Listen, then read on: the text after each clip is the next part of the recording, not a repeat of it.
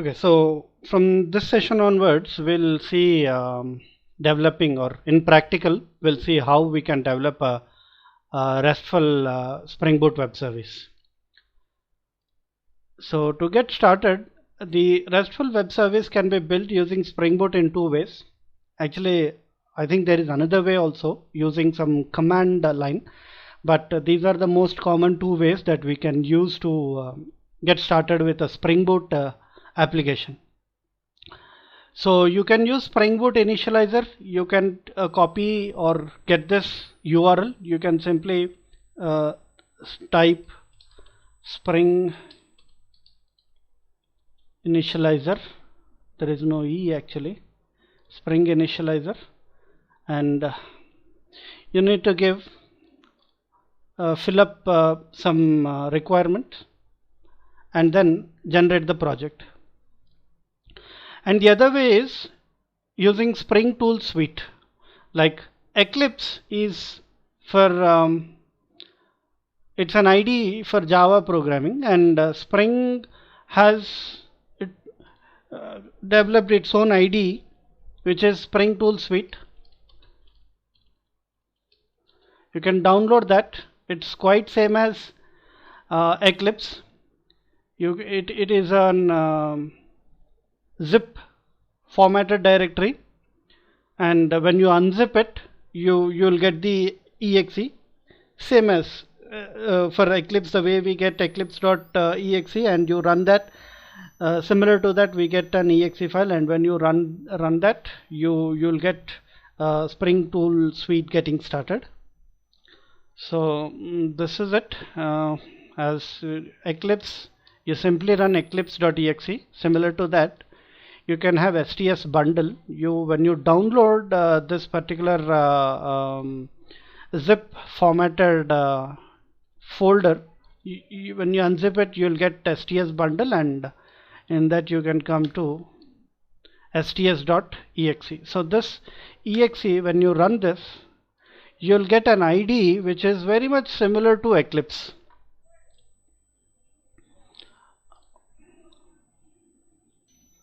So this is the IDE that we get to work on, and you can go ahead and start a project.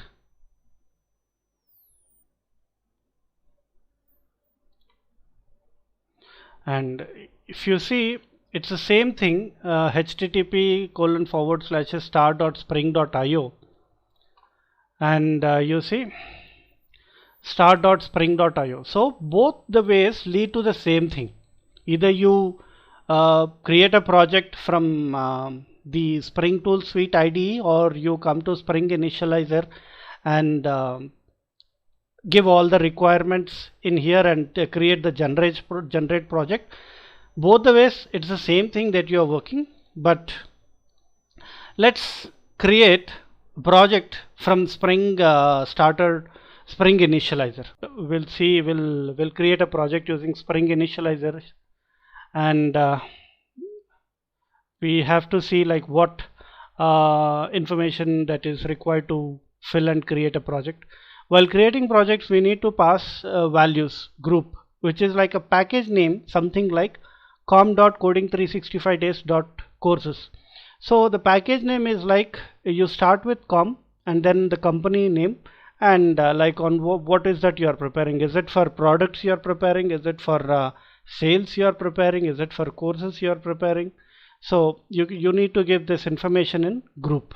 So we'll fill group, and this project, the dependencies what we need for the project, we'll use Maven to handle our dependencies. We can use Gradle also, but we'll use Maven, and the language that we'll use is Java. And you don't need to go for snapshots, which are like they are like in testing phase. They are not yet established to be used properly. So we'll stick to 2.1.7, which should work fine.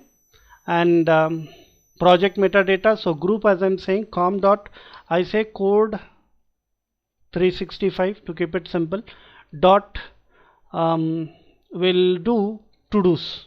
We'll create a to-dos web service. and artifact, which is the name of the project, like some project that we need to create. And what shall we say? So it's to do's, and the name or let's have this name. Instead of to do's I say services, and here I say to do's.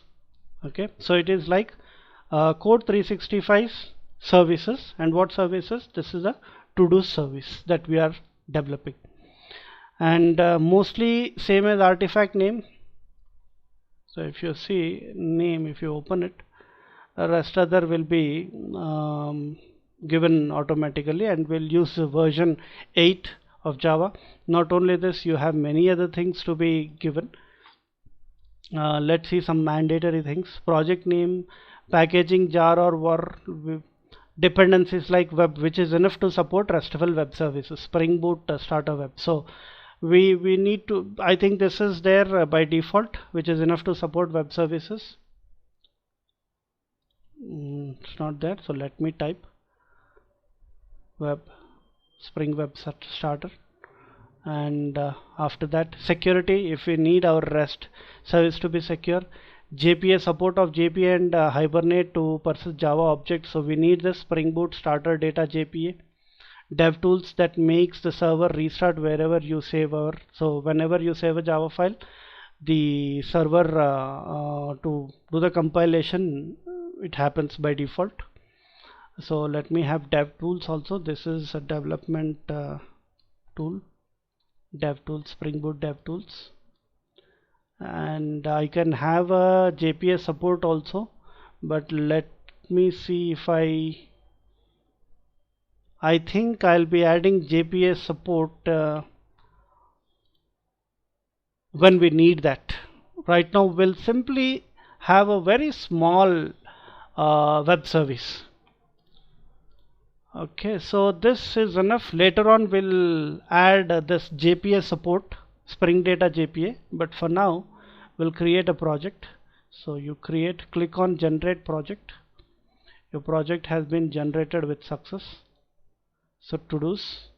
Now this comes in your development downloads directory, and I extract. So finally this is the project. So you can copy to your required or a location where you save all your projects. I'll do that. So here I've copied it to my local directory, and this project I'll open it from Eclipse or the STS ID. I say import, and make sure you select existing Maven projects. You need to import that as a Maven project, and you click on next. Go to that location where your project is saved. So it's in D directory, it's in STS, and it's to do's. Done, and you say OK. Now it will take some time. If you click on finish, so you see, you can click on this and see the time it takes. I'll pause the video for a while, and also the thing to observe is, see the directory structure initially. Once this importing Maven projects is done to 100%, then see the directory structure. For now I'm pausing the recording. Okay, so no operations to display at this time. The progress is done, and let's see the project structure. You'll see it all got changed. So this is a Maven Spring Boot web service project now, and this is where your application begins. To do's application.java. Okay, so Spring Boot application, you need to have a basic understanding of Spring Boot and core and advanced Java. Core is enough for the task that we have taken, but if you have some basic understanding of Spring or Spring Boot, that will help you. Okay, so you can run this.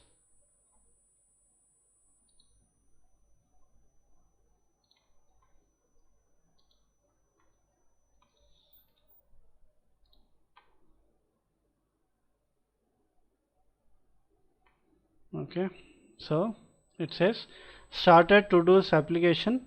Now it's running fine. Tomcat started at 8080 port. Now if I go to Tomcat http colon forward slash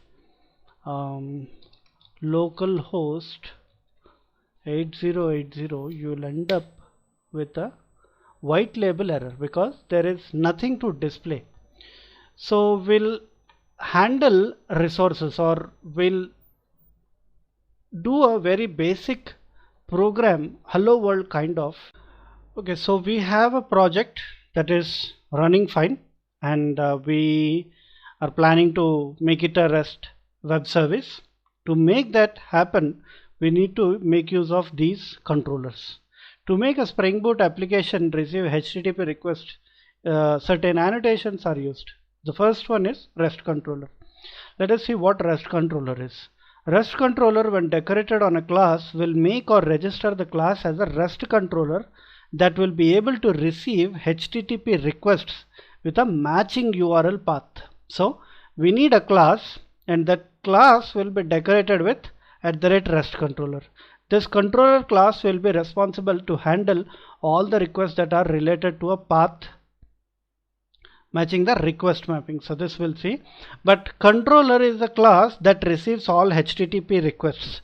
So people who are aware of Spring MVC can easily understand what do I mean by a controller. A small description of what a controller class is. A controller class is a class that receives all HTTP requests, and from there onwards we'll see what can be done to the request that has come in. So first we'll receive a request now. So I don't need this is the start of the program. Instead, what I'll do is I'll create a new package, and I name it as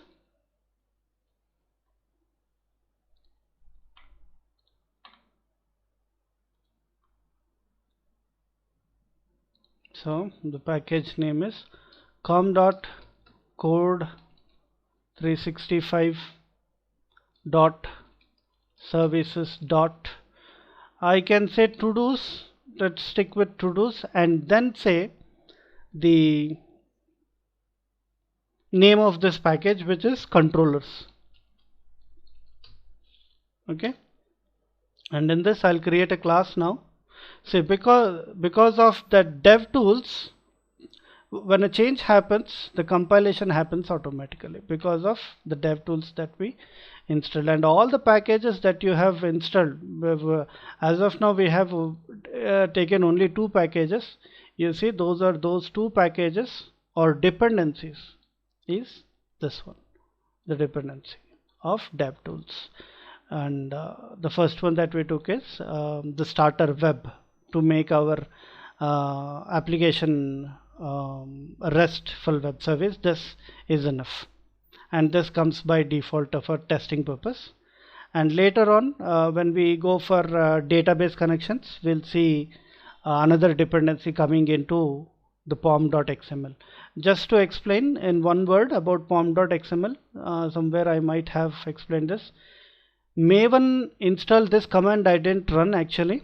Maven install is same as npm install, and Maven Spring Boot run is same as ngserve, and package.json is same as this pom.xml.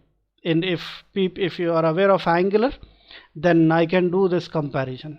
So we can use this command also, or you can simply right click on it and run as Spring application. That would also give the same thing. So I'll go for a class creation, and I'll say to-dos controller dot java. Okay, I have created a class now, and this class is what I need to decorate with REST controller. Okay, so public class courses controller, we have to-dos controller, and let's make it as a REST controller. So I say @REST controller. Now try to import that. you say import REST controller org Spring Framework Web. Okay, and now this is a controller or a controller class that can accept the HTTP requests that are coming in. Okay, after making it a REST controller class, let's see, we have something about request mapping. Now if you run this program, currently it's in a running state. See, if I save it, my DevTools is working fine, and if I send a request, you see nothing happening. So it's not a complete program yet, but let's make it a complete program. We have something to learn, that is request mapping. Request mapping is used to match a path in the request URL path. So like this URL, you need to match it to the class. For that purpose we need request mapping. So you say request mapping and then some path if you want to match. So let's say request mapping and import it, and then have a path which is /todo. Some say /API, but that's okay, you can give it anything, to-dos. After that, the above class will be invoked for a request like http 8080/courses. The URL can further be extended like http localhost 8080 courses/get courses. Now if I save this and if I try to run it in the browser, again there is no change, because first thing, you are not passing a complete URL. This URL is getting mapped to this path, but we are returning nothing. A class can return nothing. Instead, you need to have a method here, something like public and a return type, and the method name, like let us say get to-dos,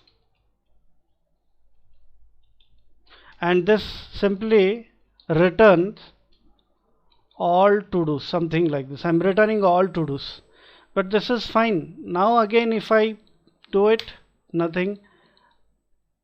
I need to add one more resource name, which is get to-dos, but still I get nothing on as my response, because you are not making this method as a request mapping. You are not mapping that URI. Now here I need to say /get to-dos. Now if I save this and if I run this, now you see all to-dos. So this is a very basic program or a basic web service that we can execute. You are passing a get request, and that's the reason why I should also mention, like here I didn't mention, but it's better if you say, instead of request mapping, you say get mapping, because every time you cannot say request mapping and that the same can be used for delete or post. So you better use an appropriate decorator. So this is a get request. Okay, so first thing, it's a controller class, REST controller class, which means it accepts all HTTP requests, and here I'm matching with the URI I have. After localhost it is to-dos, so I come to to-dos. After that I have get to-dos, because it is a get mapping, get request, I say get mapping and that your resource name. Likewise, we have some more annotations that can be used. So get mapping is an annotation used to handle the get requests.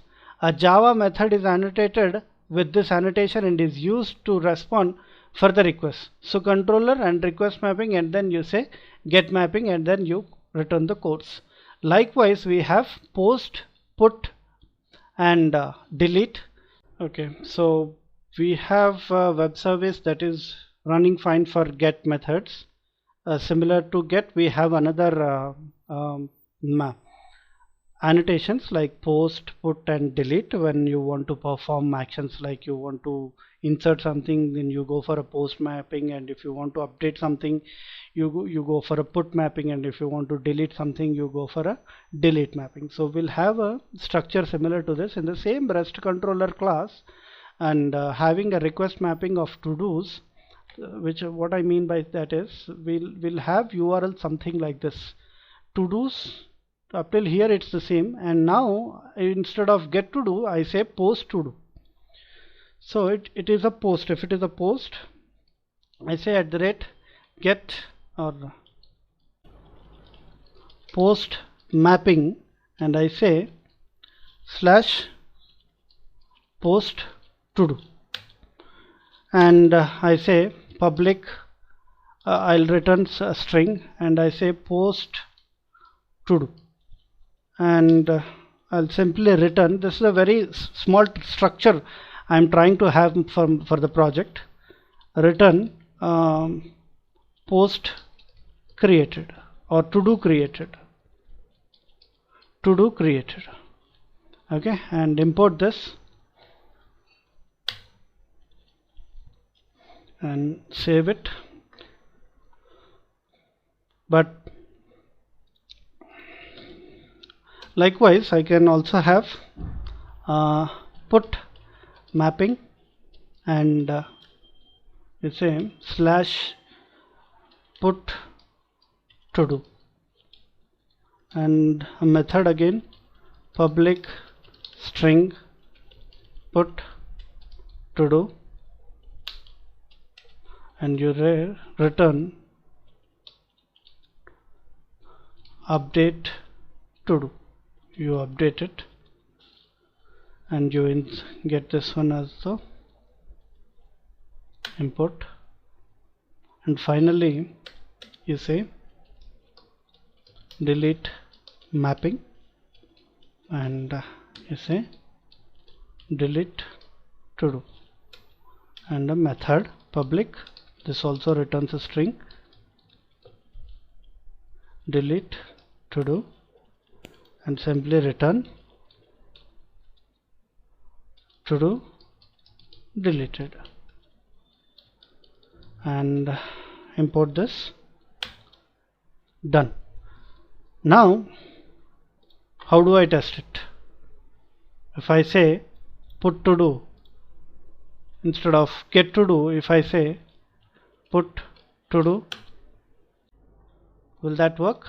No, because browser can only send get requests, and for these three requests that are not get, they are post to insert something, put to update something, and to delete something, you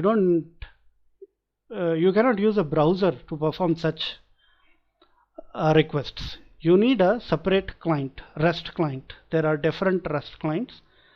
So we got this error when we are performing a post request from browser, because as I said, request method, only request methods are allowed from a browser. So how do we perform other methods or HTTP methods? So we are done with all these methods. We have given post, put and delete, and this is the client that we need to perform the other HTTP methods like put, post and delete. For every HTTP request we have a response, and to check the response has the expected results, we do not need to have UI developed. So if you are a backend developer who's not planning for a UI for the moment, then you can develop a complete backend application using Postman. Postman is like a REST test client. REST API endpoints can be tested using REST clients like Postman. Postman can be used on any platform and is free. It's from Google actually. So if you go, you can simply Google it, search in your browser, and you'll come to that. Say Postman download or something like that, and you'll come to this web link, http www.postman.com/postman, and you need to download Get Postman. So this is the one I'm talking about, and you can simply download it.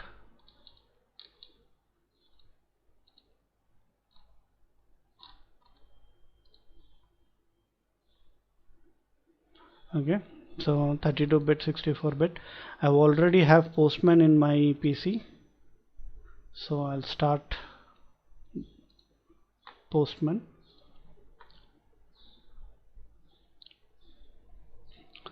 So it's starting now. As I'm saying, you can use this REST client to pass in all your requests.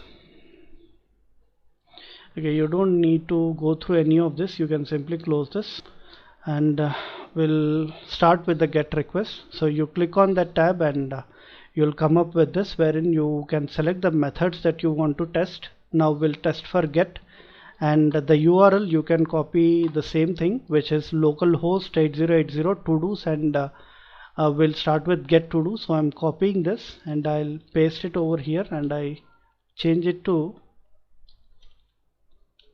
get to do. I think it's get to do's.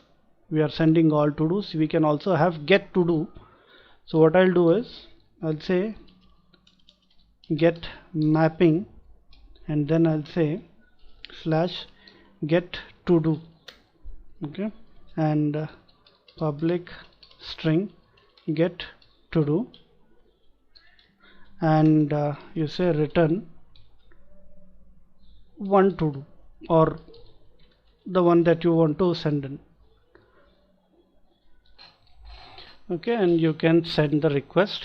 Now if I send it, okay, you got one to do. Now if I say send to do's, you get all to do's. Likewise, the next one is post, and you say post to do, and you send it to do created. So these are the endpoints that I'm passing from in my URL. Now we have put also, put to do. You say is it put to do,